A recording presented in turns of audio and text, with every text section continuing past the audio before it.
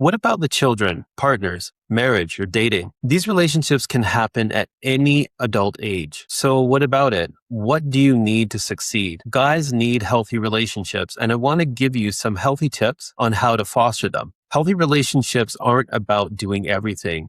They're about owning your responsibility and letting others own theirs. One of the books I like to recommend is The Courage to Be Disliked. It's based on the works of Alfred Adler, who's a famous psychologist. He argued that every conflict, insecurity, and psychological hurdle stems from how we perceive ourselves in relation to others. Adler believed that to resolve these issues, you must practice the separation of tasks. What does that mean? This means defining what you can control, your own actions, and what you can't control, the actions, judgments, and thoughts of other people around you. What does this have to do with you? What is your task in any given relationship? And what are you to let go of? Whose task is this? It's a big question that a lot of people in relationships find themselves asking. The answer to this question can transform a marriage, a family, or even the relationship you have with yourself, because many of us spend years carrying responsibilities that don't actually belong to us. Today, I want to show you how to think about responsibility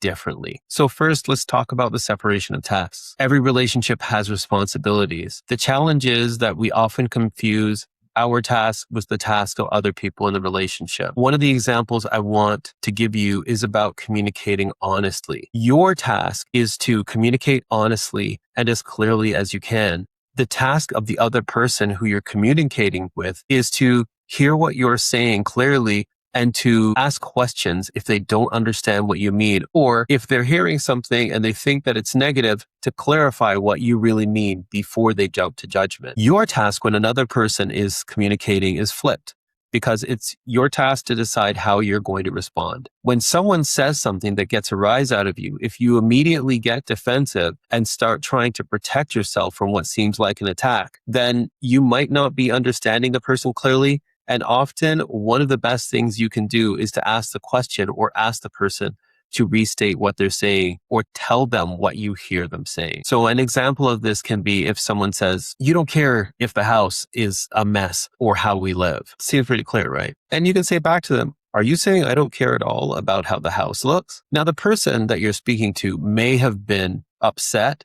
There may have been one thing or a string of things that you're not doing or are doing that have led them to this belief. And if you get defensive, immediately you defend yourself. You say, "I do care about how the house looks." And now we're in a power struggle with that person. And what you want to do is actually let them speak and understand what they're saying clearly. And they might use words like never and always, but the reality is they're giving you their experience in your household. Another example that comes up all the time is, "You don't care about our money or what we're going to do for money in the long term." This is someone expressing a deep feeling to you.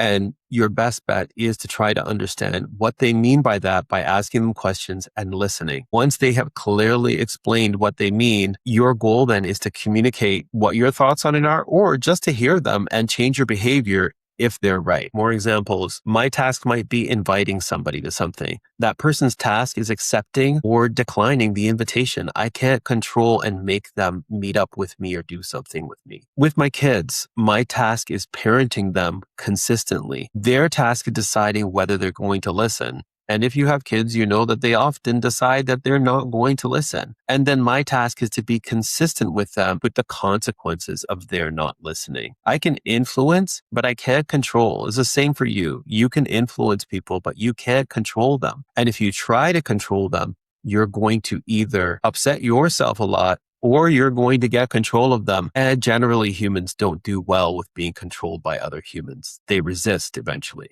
It's not what you want. Next, I want to talk about higher order versus lower order thinking. It sounds like someone is doing something right and the other person doing something wrong, but it's really just the idea of system thinking or thinking in a silo. So instead of thinking, for example, that you won the argument or you want to win the argument, you want to think, what is this conversation doing for my relationship? Did I win at creating the kind of relationship that I want to have with this person long term? Instead of thinking I proved my point, I want you to ask yourself, did we solve a problem? Did we actually move forward? Or did I just get what I wanted?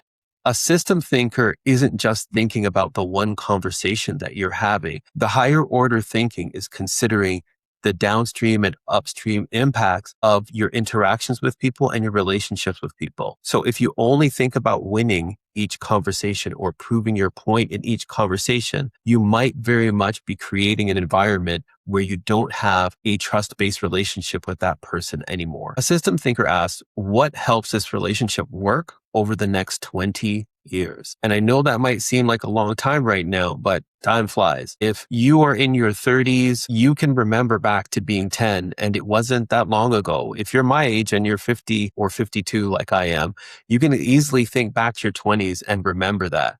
So when you are looking at the relationship as a system thinker, you want to think about, what are you investing in this relationship now that will pay off in the long term? And what are you doing in the negative, which was going to compound and cost you in the relationship in the long term also? The book I'm currently reading, I haven't finished it yet, is Equal Partners. And one of the things it outlines is traditional relationships where the husband makes most of the money, the wife takes care of the home, and there are routines that happen on a schedule. Typically in these kind of relationships, traditional marriages, the person who is doing the husband role will do things in the house, but only things that can be done on a routine. They cut the grass, they wash the car, they take the car in for whatever maintenance it needs. They do things that they know how to do and have a schedule. And in a traditional relationship, the person who's doing the wife role is doing the things that come up or the things that need planning that don't have a routine. They're the ones who are scheduling things that don't have their own schedule. And typically, there are more of those things in a household than the things that have a routine. A healthy relationship doesn't just rely on remembering. They do rely on routines. So you need to create some of these routines or rituals, as some people call them, so that the things actually get done. Some examples are weekly check-ins, monthly budget, date night, a family meeting. Family meeting isn't just hanging out. It's where you talk about the business of the family. Another example is meal planning, a shared calendar where you can see what the plans of your partner are or what the kids are so that you can step in and do things. But even with a family calendar, updating the family calendar may fall more to one person. But if you know something's coming up, leaving it to the other person to update that calendar can also be giving them more work to do. And I'll get to that in a second about why that doesn't always work out. But you really want to have good systems because good systems beat good intentions. You may want to have a good relationship with your partner and be a good husband or be a good partner instead of being the traditional husband who just works and makes money, partially because a lot of us have partners who also work. They may work more hours than us. A lot of the time, they're making more money than their male partner. So if that's the case, sometimes the reality is that you may have more time or you have equal time, and it's not reasonable for them to spend more time working on the family and more mental energy working on the family than you do while you're free to do whatever you want. It breaks the relationship and it really eats away at your partner over time. In a household, there's also typically dominions where everyone has areas that they naturally own. Maybe one person, it's finances, another one owns the meals, another one owns travel plans, and another one school communication. Ownership can reduce confusion, which is good, and it can reduce resentment, but it should be consent-based. So if you and your partner have a relationship where you have split things into domains, that means that if you and your partner have a relationship where you have split things into dominions, it means that